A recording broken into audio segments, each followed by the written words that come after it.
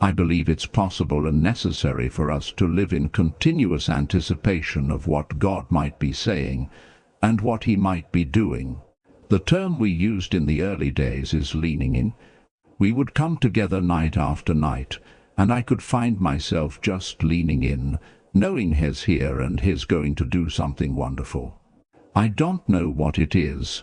I just want to cooperate. That's all I want. I just want to be able to say yes. Affirmations. Jesus taught in parables, not to illustrate truth. It's one of the strangest things. I always grew up hearing the parables of the Good Samaritan and the seed and the sower, all these wonderful stories he gave. But as you go through Matthew 13, you find that the disciples asked him about the parables, and he explained to them that he teaches in parables so that those who don't understand won't understand. Let me rephrase it. He hides truth in parables so that those who are not ready to obey will not understand. Because if he increases the knowledge of those who are not ready to obey, he just increases their accountability. It's the mercy of God for him to conceal truth and then make it so that only the hungry can find it. So there's this posture. I used to have this massage chair, and I'm going to be getting another one soon. Thank you, Jesus. That massage chair was the will of God. It was the will of God. You just push the right button and you're in heaven. I can say the verse is fulfilled on earth as it is in heaven. I would be sitting in that chair, and then she'd be sitting in another chair and say, "Honey, I'm growing in the kitchen. Do you want something to eat?" I'd say, "Oh yeah, I'm starving." I wasn't starving enough to get out of my chair and go get it. I was starving enough that if the conditions were right and you actually brought it to me, I would consume it. Many people look for the word of the Lord that way. If it comes to me, if it's forced upon me, if it comes just right, I will receive it. But I don't have the courage to get up to pursue. There's no leaning in, no anticipation. What would he say if I told him yes before he spoke? What would he say if I told him I would do it no matter what he commanded me to do? There's an interesting verse in John 7. It says, "If anyone wills to do his will, he shall know concerning the doctrine or the teaching whether it is from God, or whether I speak on my own authority." Jesus is speaking here. He says, anyone who is willing to do his will know whether the teaching is from God or not. What does it say? Think through this.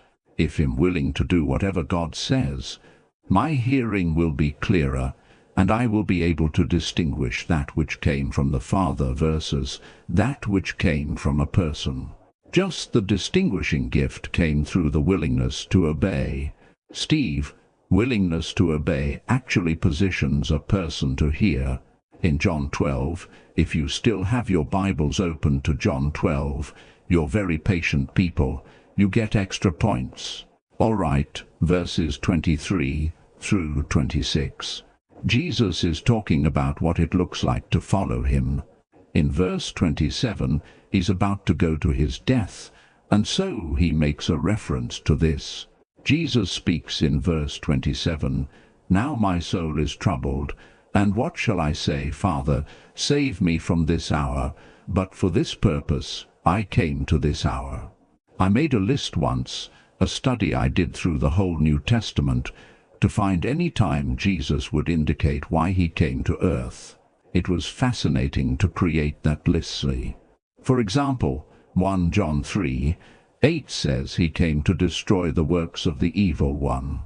There's this wonderful list, he came to reveal the Father. You find out a lot throughout the Gospel of John. But this one says he came for this purpose, to die on a cross. That's why he came. He prays this prayer in verse 28, "Father, glorify your name." Then a voice came from heaven saying, "I have both glorified it and will glorify it again." Therefore the people who stood by and heard it said it had thundered. Others said an angel had spoken to him. Then Jesus answered and said, "This voice did not come because of me, but for your sake." Now, no miracles happen in the following verses. He's just explaining. Then we come to a conclusion in verse 37. But although he had done so many signs before them, they did not believe in him. Although he had done so many signs before them, they did not believe in him. That's fascinating, because the more common story throughout the Gospels is that people believe because of the signs. But in this particular case, a crowd had been exposed to the miracles, but it did not bring them to faith. It did not bring them to surrender. That's supposed to be the purpose. It reveals the heart and nature of God, lays out the covenant of God, and brings the invitation for relationship. That's the purpose of miracles. In this case, although they had seen the miracles, they did not believe. That is verse 37. But follow me now. That was their condition before the Father spoke audibly from heaven. Jesus gives this profound explanation. He didn't speak audibly for my sake. It was for yours. And yet half the crowd heard thunder, and the other half thought it was angels, but it wasn't for them. In other words, there's a natural explanation and a supernatural one, but it's impersonal, and it's not for me. I can relegate whatever's going on to, well, who knows what's going on, but it's either there's a natural explanation or there's supernatural activity. It's just not for me. I remember people would say that about the revival. They would say, "We know it's God, it's just not for me." None, seen, towards life. So here's the picture I'd like to paint for you. Here's a group of people who have been watching Jesus do what he did, and they were not brought to faith. You know you're brought to faith because you're brought to surrender. Faith is a result of surrender, not striving. So, here they are, not brought to a place of faith like so many others. Instead, they're in this place of unbelief, which is, I believe, the ultimate sin. It's just my opinion. The ultimate sin, the attempt of the enemy, is always to lead us into unbelief, because in unbelief we stand in defiance to his nature of perfect faithfulness. I owe him the response of faith, because he is so faithful. Anything less is a defiance of his nature. Nay, it's a good point, Bill. Just keep going for it. Keep going for it. All right, so here they are. They're in this place where they see, they behold, but they are not moved to faith. What's the other option? Resistance, callousness, hardness of heart. In that condition, Jesus prays this prayer, "Father, glorify your name," and the Father speaks audibly to a crowd. Jesus clarifies, that wasn't for me, that was for you. To think that the Father didn't speak clearly violates his own personal standard for how we are to minister. Don't stand in front of a group of people and preach in tongues. You're supposed to preach with clarity. We are communicators. Tongues have a role, it's just not for preaching to people. Are you getting what I'm saying? So he gives instruction on clarity of speech. And for him to speak to a crowd and not be clear on his end violates his own standard.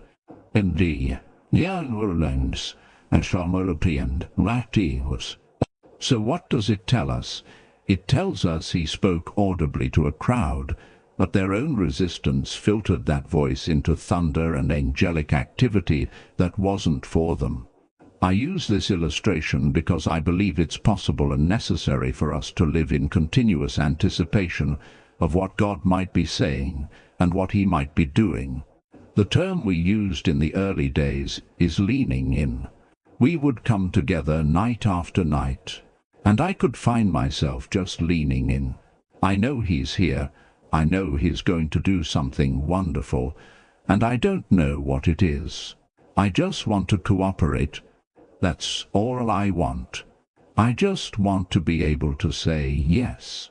My whole approach in that season, day after day after day, was to ask two questions. Number one, did God show up? Number two, did I do what he said? If I could answer yes to those two questions, it didn't matter how many people came or how many people left. It was a good day because I did what he said. He came, and I did what he said. There's this anticipation. Some people in the natural speak so softly in a room that you actually find yourself leaning in, or maybe you're eavesdropping in the airport, and somebody behind you is talking quietly, secretly. The whole point is, when we want to hear, we lean in surplus. We lean in. We anticipate. What the Lord speaks to us in the John 7 passage is that the willingness to obey before he speaks is what attracts his voice into our situation. The two things that I'm looking for today in talking to you about this whole thing are, number one, to acknowledge that God talks all the time. I'm not always aware of it, but he does. We don't limit God by failing to imagine what he's capable of doing. We limit God when we lose the wonder for what he's already done. Wow, a good, no, is it still morning? It is. No, it is not. Good afternoon. Nice to see you.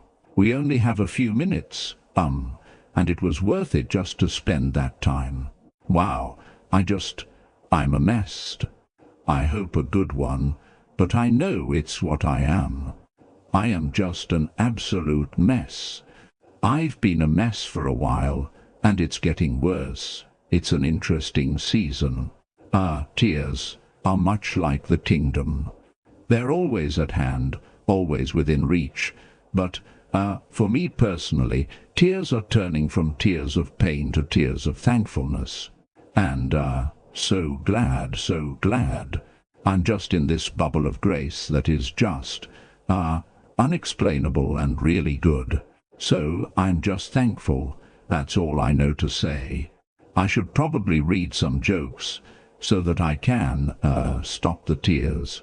You come from dust, you will return to dust. That's why I don't dust. It could be someone I know. Well, this one is true of me.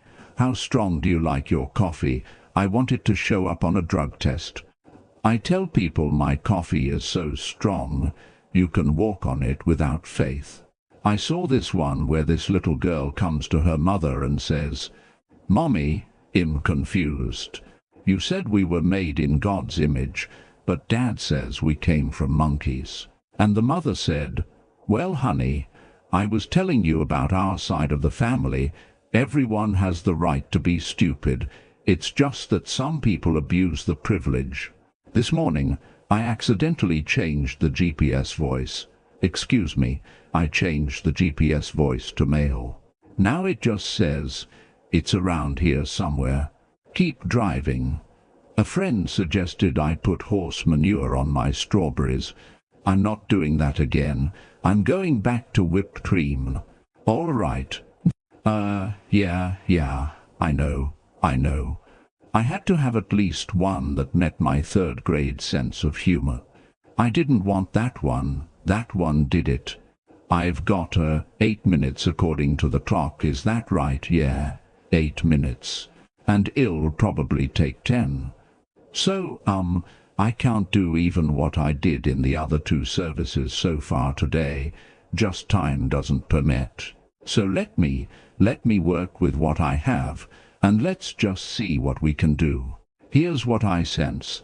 I sense that the Lord is going to give us the opportunity to redefine probably many things, but specifically 3 words. 2 of them are biblical words. The biblical definition is accurate enough.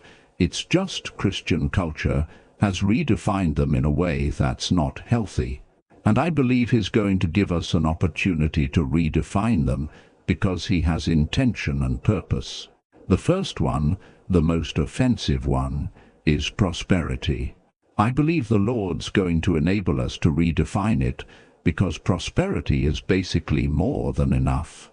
And if I tell people all the time, I say, listen, If you're not hungry for more than what you have, then you're being selfish. If you can exist in the middle of the world problems that we have right now, that just are simply asking for $1, and you can look at that and not be moved to cry out for more, then you're too self-centered.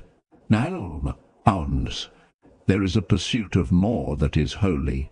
It's true, and I know why people are offended because it's been so abused, but it's in the Bible, so get over it. It's a biblical subject, and the Bible teaches pretty clearly, the Lord's intent. And we tend to measure prosperity by what we have instead of what we've given away. I'd like for us to adopt the second one. It's about what we've given away. So, I believe the second one is holiness. Holiness, you know, it's the absolute. Holiness is the beauty of God. It's the gorgeous essence of his persons. I wrote something. I was thinking about this yesterday. I said there are attitudes, words, and behaviors that violate the essence of holiness. They can and must be avoided at all costs. Yet holiness is more about what you can do than what you can't. Holiness is the beauty of God, and that beauty is to be explored with a childlike heart of adventure and curiosity. Holiness is the art of God filled with color, contrast, and perfect design. To involve ourselves in these things is to return to our original purpose and design. It is in the pursuit of holiness that we cannot get rid of self, but instead, self must be sanctified to his heart, which is, in part, consistent with our original design where we express him accurately. I hope that makes sense. It is the exploration of his person, his presence, his being, his nature that is art itself. It is the essence of all beauty. All beauty stems from the nature of his own holiness. And to reduce it to what we can't do is an actual violation of the invitation of God to come and co-labor and partner with him in such a way that he is represented well and accurately. The third one is patriotisms. This is the one I'll have the most fun with, but not today, just enough to create a mess, and that's all. It's just a gift that I have. The enemy is working to erase lines between male and female, between nation and nation, between race and race. I don't want all races to be the same. I want us to celebrate the uniqueness and the beauty of each race. Uniformity is not unity. Unity requires diversity. And if we don't work to protect that, every nation should have a strong flow of patriotism. It's not this nation versus another, it's the responsibility that we have to care for our nation. Now, I'm going to give you, I've never shared this until today in the previous 2 services. I had a dream, I think maybe 6 months ago, it could have been 8, but somewhere earlier this year. In this dream, I had an encounter with the Lord, and I was asking him a question. It was a question about something that he did and didn't do in his ministry, and it wasn't a question out of offense. It was a question of curiosity. If I could reduce this moment to my own language, it would be like, God, I know you're absolutely perfect, but you didn't do this. I'm not offended by it. You didn't do this. Why? Are you with me all right? So the question had to do with slavery. Probably the biggest black mark in American history, and many other nations, is the whole issue of slavery. It's such a horrible part of our history, and the atrocities that were done in that era. And yet many believers use the fact that, back in Civil War days, they used the fact that Jesus didn't teach, didn't confront slavery openly, opposing it. They used the absence of his conversation on the subject as a validation of the subject. So I was asking the Lord in this dream, and as I was saying, you didn't teach against slavery, and this is what he said word for word. Yes, But I put within you seeds of the kingdom that would make slavery intolerable. Now think with me. For me, I realize dreams are subjective. I don't ever want to equate that with Scripture, but I think there's something there that really has rocked me, and I've carried it for 6 months. That there are times where Jesus isn't saying something now, but he's doing a work in you that if that work matures, you will be able to address that very thing that needs to be addressed at a later, more appropriate date. Does that make any sense? I put within you seeds of the kingdom that would make slavery intolerable.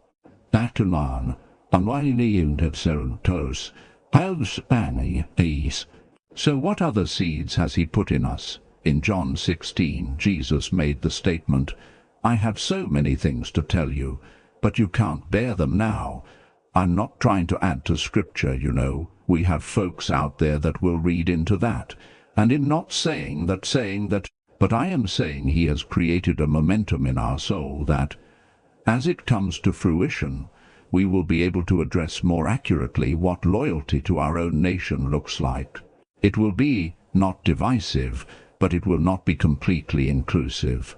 Solomon was inclusive as he made covenants with other nations and their gods, not doing that, not going that.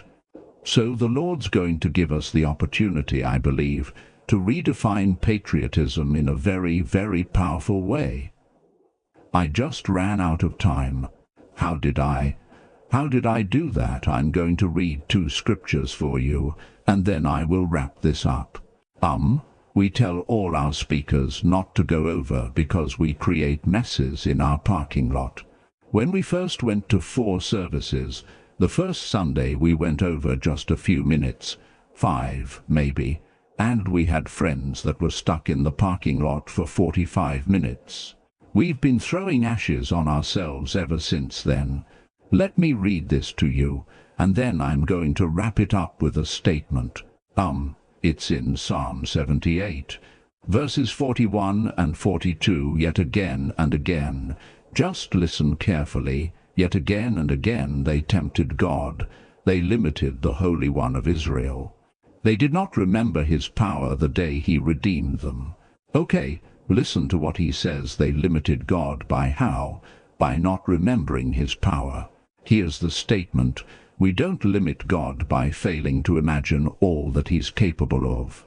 That would be cruel for the one who is limitless to expect the limited to comprehend what he's about to do. Are you with me? We don't limit God by failing to imagine what he's capable of doing. We limit God when we lose the wonder for what he's already done. We limit God when we've lost the wonder. This is our hard drive. We've all got lots of memories in the hard drive right here. We have working knowledge. I can go back to events throughout my life, but working knowledge, my wife died 8.5 weeks ago. I don't think about it all the time, but it's right here, it's right here. I'm remodeling my house, which I've been doing for 4 years. Actually, I'm not doing it. I'm paying people to do it because I don't want Jesus to return, destroy it, and say that was horrible. If I did it, I'd have to hire an expert after I was through to fix what I fixed. Yeah, I've been flying at the speed of cash for 4 years. Thus, the slowness.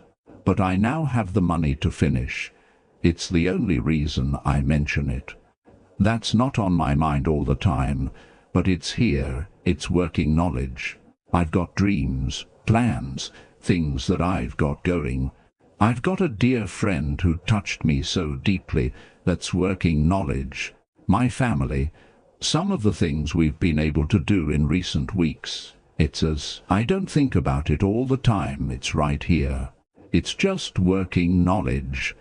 The miraculous works of God have to stay in working knowledge to have their effect on us, to help us to see the world around us correctly.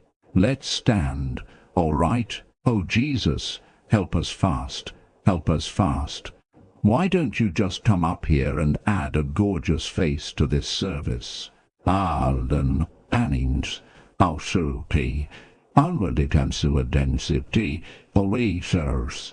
Yeah, I'm so glad that you, watched this video. I do pray that it's a great strength and encouragement to you. And I've got a verse that it really is my cry for all of us. And it's Psalms 24. May He grant you your heart's desire and fulfill all your plans. That's my prayer, that this would be the season of rich fulfillment. Thanks for joining us. If I live in reaction to a problem, then the author of that problem has had an influence on my thought life and my behavior. The devil has no right to influence my agenda. You never see Jesus living in reaction to the devil. He only lived in response to the Father. I want to read 8 verses, and then back up and talk. Then he spoke a parable to them that men always ought to pray and not lose heart. I want to read that first verse again. Then he spoke a parable to them that men always ought to pray and not lose heart, saying, There was in a certain city a judge who did not fear God, nor regard man. Now there was a widow in that city, and she came to him, saying, Get justice for me from my adversary. And he would not for a while. But afterward he said within himself, Though I do not fear God nor regard man, yet because this widow troubles me, I will avenge her, lest by her continually coming she weary me. Then the Lord said, Hear what the unjust judge, and shall not God avenge his own elect, who cry out day and night to him, though he bears long with them? I tell you that he will avenge them speedily. Nevertheless, when the Son of Man comes, will he really find faith on the earth? And see me and Atti and the talks. I know that this is a pretty well-known story, and it ought to be because it's one of the times the Lord talked to people about prayer. If you look at all the things the disciples could have asked Jesus to teach them, the only thing I remember was they asked him to teach them how to pray. It has to be the result of them watching him engage with the Father and being capable of displaying heaven on earth as a term ill use. They saw him break through in this disease and that disease. We find him retreating, if you will, sending the crowds away, going up on a mountain to pray, and when he came down, there was something upon him. It wasn't that it wasn't there before, but they must have been able to visibly see something going on in Jesus' life that would cause them to ask Jesus, Please teach us this one thing. Faith brings answers to prayer, but enduring faith brings answers with character. The Lord is interested in answering prayers, but he's also interested in what we're becoming. If he ever delays an answer, it's only so that it might gain interest, and that we might become the people capable of stewarding well the answer, and not have the answer destroy us. In this parable that Jesus gives, he starts with this statement, Men always ought to pray and not lose heart. And the next thing he does is give this parable. I understand the point of the parable as endurance and persistence in prayer. I get that, and that's the primary lesson, or I should say, that's the point of the parable. But the primary lesson, I think, is a bit different. Jesus says men ought to pray and not lose heart. So here is his will, here is the challenge. And how does he fix the challenge? He reveals a part of God's nature. He says, What you know about an unjust judge. If he would answer this woman, how much more will I, as a loving Father who actually cares for you and the process, answer for you?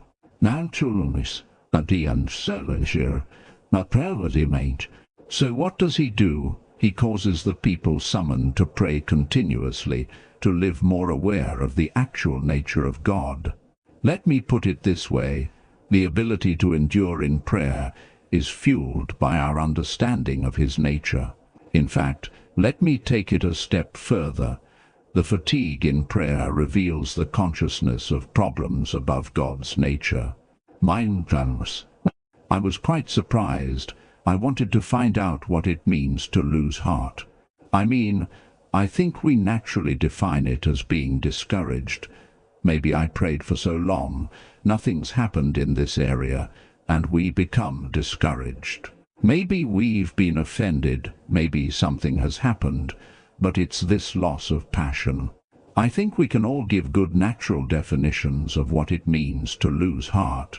I was surprised by the biblical word. However, the biblical word for losing heart is actually 2 words. The first word is very simple. It's the word in, or with, or by. But the second word is very specific. It is the word evil, or bad. What has he done here? He's described what it looks like to have somebody immersed in an awareness of problems more than an awareness of God's nature. That is how you lose heart. That's it. That's the whole point. It is, I know soon, overwriting awareness of this crisis, this problem, this health report, this issue in the nation, this conflict in the family, whatever it is. Being aware of problems is not evil in and of itself. But what happens is, when they are bigger in our consciousness and awareness than our awareness of God's nature, we will live in reaction to the problem. Men always ought to pray. People always ought to pray. People ought to pray continuously without becoming overwhelmed by the evil and the bad that surrounds them more than they are aware of God's nature. Then he takes them into an understanding of the heart of a father who has intimate personal care for his children. And he contrasts, listen, if you get this kind of a reaction out of an evil judge who has no fear of God and doesn't even like people, and you can get a good response, how much more, here is the contrast, can you get a response from a loving father who is moved by your heart's cry? Mean. Naturally me, Apollos. What did he do there? He's not just showing a trait of God, he's revealing what keeps us fueled for endurance in prayer. It's the overwhelming awareness of God's nature. Fasting for some of us at times has been more likely called a hunger strike. That's where you announce to God you're not eating until something happens. It doesn't earn brownie points. You know what it does. Fasting is where you are hungry for something you can't see more than for what you can see. That's what it is. Jesus said this kind only comes out with prayer and fasting. But he neither prayed nor fasted. We know Jesus fasted the one time we know that he fasted. It was 40 days at the beginning of his ministry. It's kind of at the initiation, but he didn't. I'm not saying it's wrong, but he just didn't fast for a problem. He fasted into a lifestyle. So Jesus said this kind only comes out with prayer and fasting. Then neither prayed nor fasted and brought deliverance. What did Jesus identify as the problem in this story? Unbelief. Unbelief was the problem. What did the dad think the problem was? A demon. Yes, he wanted the demon out of his son. What's the problem to the dad? The demon. What's the problem to Jesus? Unbelief. There are times when you face a situation that is bigger than your unbelief can handle. I'm going to dig a hole that I'll never crawl out of. I can feel it. There's a sucking sound into this hole. There are times where the measure of faith, as compared to all the questions that you keep pondering, keep questioning, keep meditating on, and keep fueling with the energy of your own soul, is too big of a battle. When you actually have the faith of God himself, that, by itself, is more than enough to move the mountain. But because you've allowed it to be planted with other competing things, you're in a war he didn't create for you. 9. Turbulence. Prayer and fasting do not drive out demons. The devil doesn't get intimidated when I miss a meal. I think he finds it entertaining. It may be because I'm such a pitiful pastor. I was fasting this week, watching hunting shows where they cooked the food that they shot. I gravitate towards those kinds. Leave me alone. Just be quiet. I don't think the devil is intimidated by my fasting.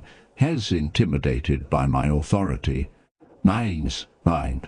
What happens in prayer and fasting is you discover who he is, and you can discover who you are. That's it, Yanshi. Ponse watos. That's years. Nons chanta ponsi wi. Let me rephrase it. Fasting for some of us at times has been more likely called a hunger strike. It's where you announce to God you're not eating until something happens. To me, that's funny that it would ever cross our minds. All right, you want me to fast, so I'm fasting until this. It's not like fasting. It doesn't earn brownie points. You know it doesn't. You know what it does. It's true. I never see. Fasting is where you are hungry for something you can't see more than for what you can see.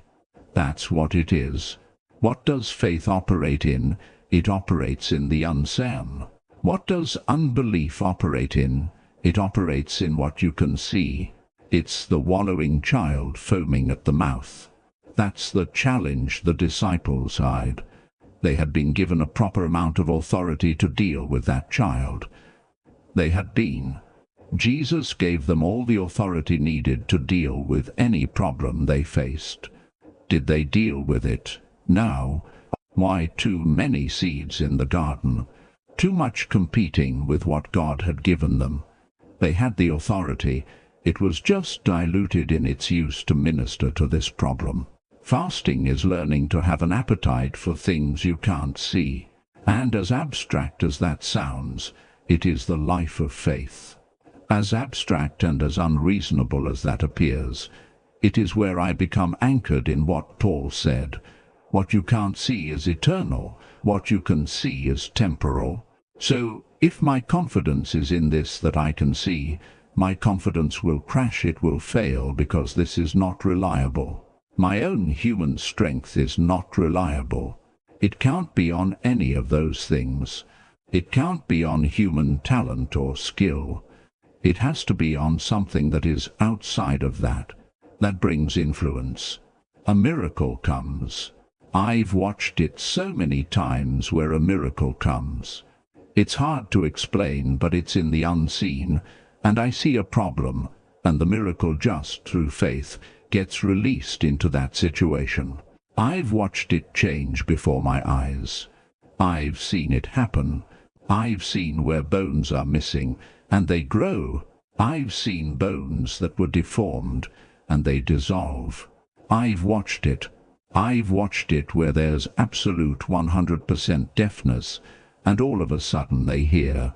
It was in the unseen, but it was released into the visible, into something that was inferior, something that was damaged or destroyed or afflicted, or whatever it might be.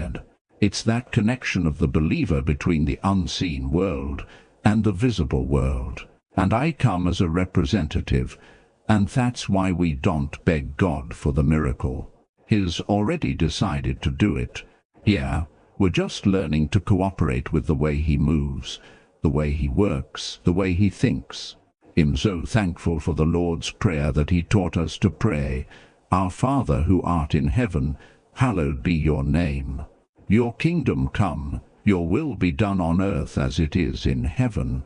The rest of the prayer, give us this day, is all petition prayer. But those two statements can be translated like this. Will of God be done, kingdom of God come. They are decrees. It's a part of the prayer life. Their prayer life has woven into it the responsibility to take the heart and mind of God and proclaim it into a given situation. The worlds were made out of him speaking. That's why he wants us to talk. But talk as a yielded vessel to him, because then it's not just good ideas being declared into a situation. It's not just positive thinking, which if that's all you have, don't lose it. You're depressing otherwise. Just felt good to say, I don't know. So he says this kind only comes out with prayer and fasting. Do you know what he's telling him? He's saying, listen, the way to deal with unbelief is to put your attention on that which is eternal. There's something about prayer.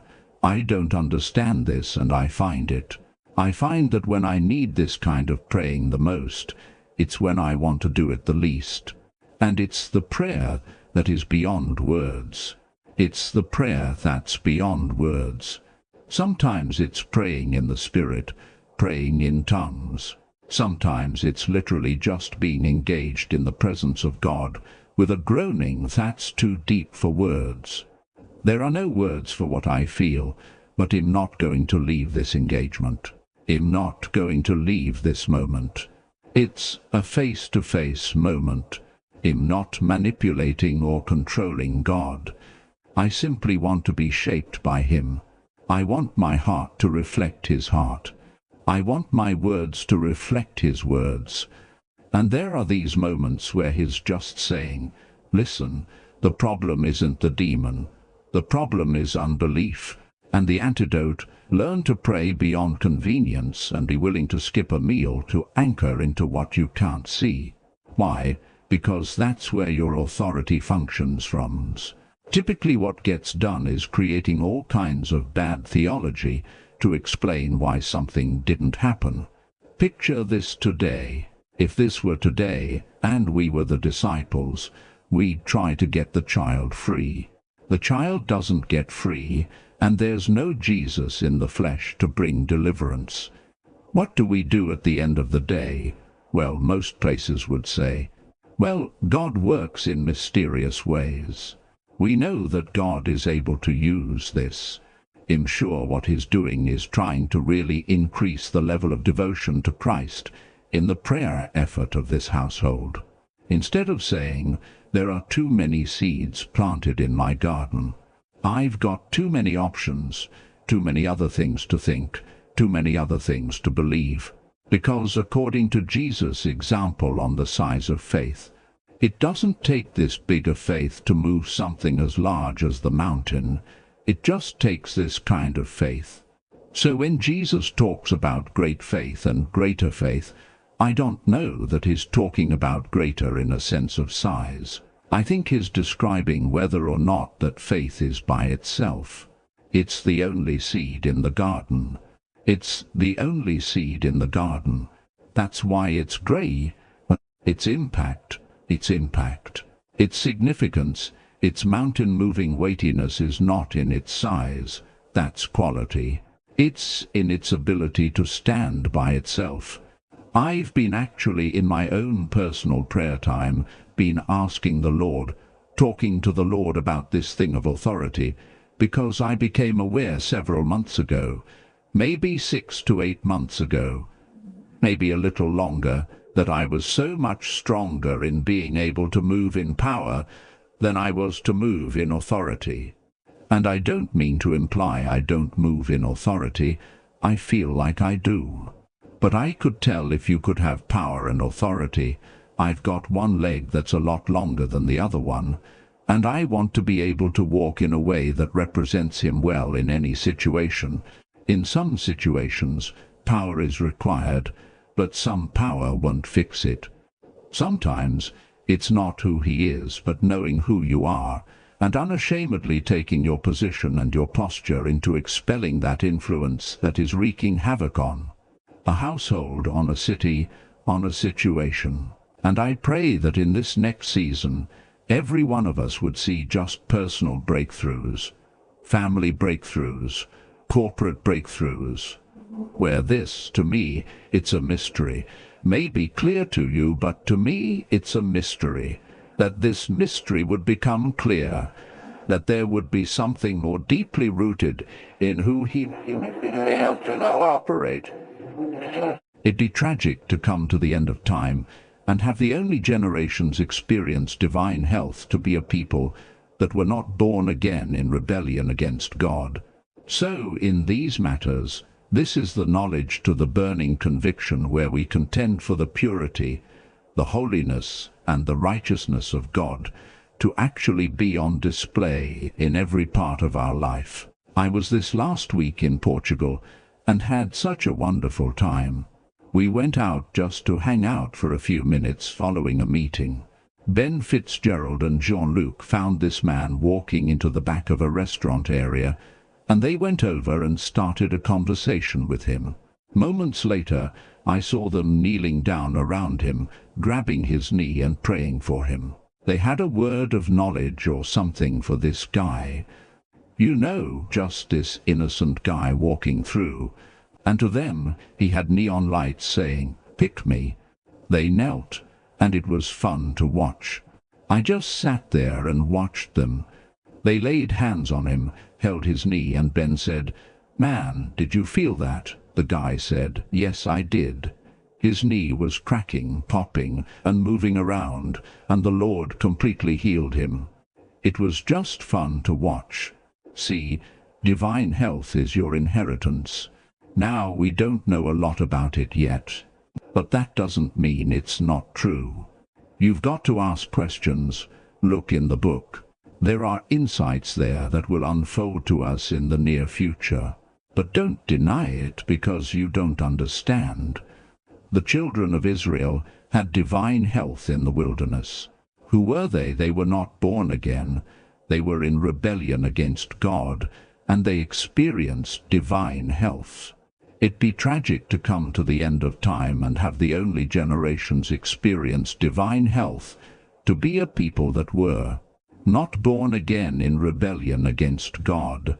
So, in this matter, this is the knowledge to the burning conviction where we contend for the purity, the holiness, and the righteousness of God to actually be on display in every part of our life. They should cancel this gentleman and just share the Lord with him. The guy said, "Hi, my name's Bob." Jean-Luc said, "It's so good to meet you. It's interesting because I have a friend in the United States named Bob Harrison." Bob looked at him and said, "I didn't tell you my last name." "How did you know my last name?" That was fun to watch because Jean-Luc heard, when he said Bob Harrison. And it wasn't until afterwards he found out Bob hadn't given his last name. Needless to say, that had his attention. "How did you know my last name?" So he got healed, and the word of knowledge operated. God knew him and identified him. See, this is the normal expression of the gospel.